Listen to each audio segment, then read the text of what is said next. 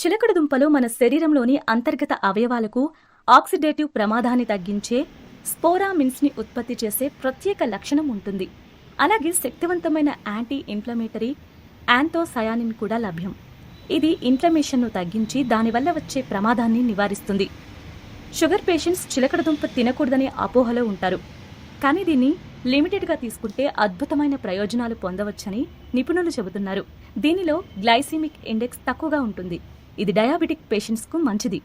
చిలకడ దుంపలో ఉండే అధిక కార్బోహైడ్రేట్లకు రక్తంలో చక్కెర స్థాయిలను పెంచే లక్షణం ఉన్నప్పటికీ ఫైబర్ కంటెంట్ ఈ ప్రాసెస్ను స్లో చేస్తుందని నిపుణులు అంటున్నారు.